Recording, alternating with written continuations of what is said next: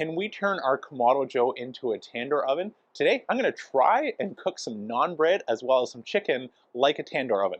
Let's get to it. Thanks Dalstrong for sponsoring today's video.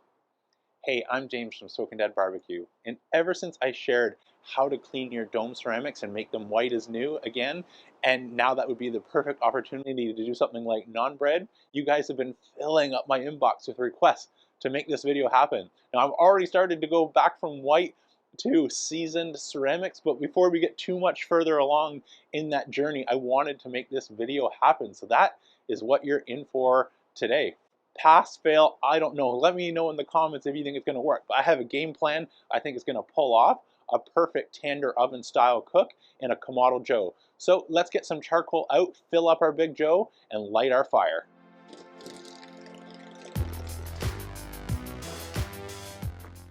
So I don't know if you can quite see here, if I just move the camera, I banked the coals all towards the back.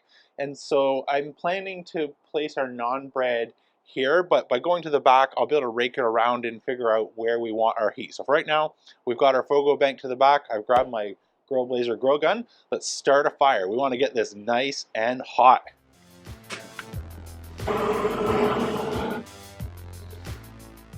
So that looks good. That was elapsed time of about 1 minute. And once I see the coal starting to ash over white, I know we've got some good clean combustion. So bottom vent is open. Let's close our dome and open the top vent all the way. So now that we got our fire lit, the game plan is just to hang out for a minute and let our dome get really, really heat soaked. So looking online, if we were doing this in a tandoor oven, which I don't have, we're gonna try and run the Kamado Joe like that, anywhere between 400 to 600 degrees Fahrenheit is what pulls off that perfect naan bread. Now, I saw one method a few years ago where Pitmaster X attempted this in his Kamado Joe Big Joe, and the way that he went about setting up for that game plan was to cook directly on the firebox. Now, the firebox is much easier to get white because that's where the fire is all the time. You do a steak, a pizza, and they're going to be white and ready to go. But to cook on them, that means we have to remove our charcoal basket, which is normally what is sitting there. And so the only way we can have a fire then in the grill is to do what he did and is drop down below the charcoal basket where that would sit and build a fire directly in the air vent area where our sliding ash door comes out. Now this worked for being able to get some fire and use the firebox, but I don't love it for a couple reasons. One was the struggle that he had with the edge of the naan burning because there was not enough space away from the fire. And two, I don't love the idea of building a fire directly on the base of our Kamado Joe. That firebox and charcoal basket is there to protect the base from these extreme temperatures. And as you can tell, it's cold here. And so I don't want to have cold ceramic hot fire with no protection sitting directly on the base. So instead, what we're going to do is we're going to try cooking on the dome. But this is also not a 100% risk-free endeavor because in order to get a dome that's white or mostly white like mine still is, we have to have done a high heat burn, and this is also not 100% risk-free. So whether you follow Pitmaster X's method, he's got a great video on that, or you're going to try doing what I've done, if you've just done a deep clean or you have a brand new grill, know that either one is putting some stress on our Kamado Joe beyond what I'm sure the manufacturer would want us to do. So now you've been fully disclosed and warned on the potential risk to get to this point. Let's go back inside earlier today when we marinated our chicken as well as prepared our dough for the naan bread.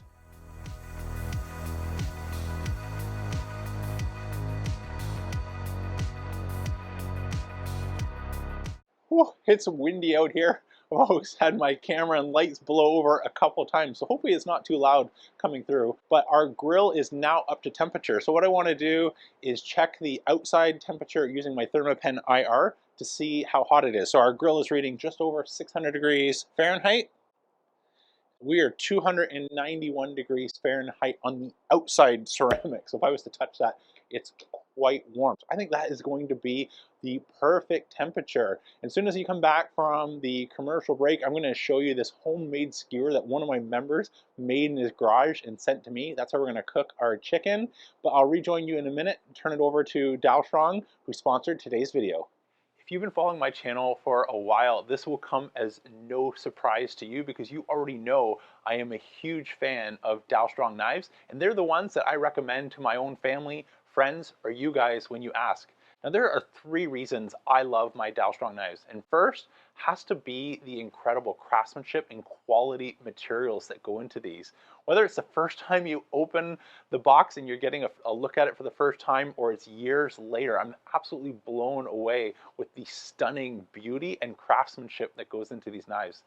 Second is the fit and the finish and the handle. This knife, all these knives feel like an extension of my own arm, and I have full confidence to tackle things maybe I've never even cooked before, because the knife is going to perform like an extension of my own body and not be something I need to worry about getting in the way. So whether I'm chopping, dicing, slicing, carving a brisket, you name it, I feel completely at home using any of my Dalstrong knives. And lastly, and maybe most important, the reason I feel fully comfortable recommending these is they come with a sort of no risk guarantee as well as a lifetime warranty. So if you ever have any sort of issues, Dalstrong stands by their product for the life of the product itself. So those are my top 3 reasons. There are plenty more to get into, but I'm going to put a link down below to check out the complete lineup. I've happened to be a big fan of the Shogun series, but there are many more styles and knives to find one that matches your individual tastes and preferences. Thanks again to Dalstrong for sponsoring today's video. Now back to the action. All right, nice and hot. We got all our coals on the back. So the game plan here, drop on our chicken. Every couple minutes, we'll just give this a flip, make sure things are cooking evenly on all sides. Okay, we're getting some great color on these. Let's check for internal temperature. 160 is good. Not quite good. 145. 40. Okay, so we need a little bit more temperature. So I'm happy with the color we're getting on the outside of these chicken thighs, but I want a little bit more internal doneness. So I'm just going to move towards the front, away from the direct coals, close the dome, and let those keep cooking another few minutes. Well, it's no surprise that our chicken is looking amazing, since essentially what we have is a manual version of the rotisserie, but this is a lot of fun. I'm really enjoying this. So thanks again, Rich, for sending me your homemade skewer to play with. So what I'm going to do now, get the chicken off, let it rest, bring out our naan bread that we previously had rolled and got nice and flat, so we are ready to stick it onto the dome.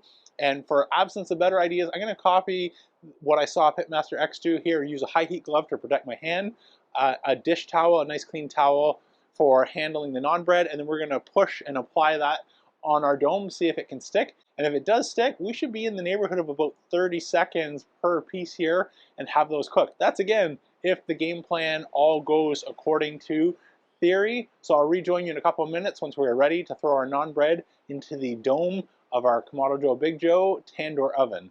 All right, moment of truth. See if it sticks. That actually is working really well. The curvature of the dome is helping support the bread so it doesn't want to fall off. I hope you can see that. This is really easy. Let's do all 3. The wind doesn't blow it away on me here. That's cool. Should we try closing the dome? I don't know. Let's try it. See what happens. Okay, 30 seconds later. Oh, they're still there. Sweet. Didn't fail. Look at that. Awesome. Perfect. Let's get these inside. All right, our naan bread. I'm surprised I didn't know how that was going to go. It turned out, it looks amazing, but let's not judge it until we give it a taste test. So I've just added some tzatziki along with our roasted chicken on the skewer. Let's get in for a taste test and see if this is near as good as it looks and smells, because I think it's going to be awesome. Let's go for it. Cheers. Oh my word. Oh. Keep going. Lights might be blowing away. Camera might be blowing away. But speaking of blowing away, I'm blown away. Oh, there they go. We gotta go quick. Mother Nature doesn't want us out here. Oh, not again. It is crazy outside. But speaking of blown away, I'm blown away. It took this long to try that. This might be the favorite thing I've ever done on the Joe, and the family is already inside, rolling out a couple more. We're gonna keep cooking. and I'm gonna get inside, warm up, and enjoy this. Speaking of enjoy this, if you enjoyed today's video, please let YouTube know by smashing that thumbs up button, and let me know by hitting subscribe to catch future videos. Until next time, I'm James from Smokin' Dad Barbecue signing off, and remember, don't be afraid, fire it up. So good.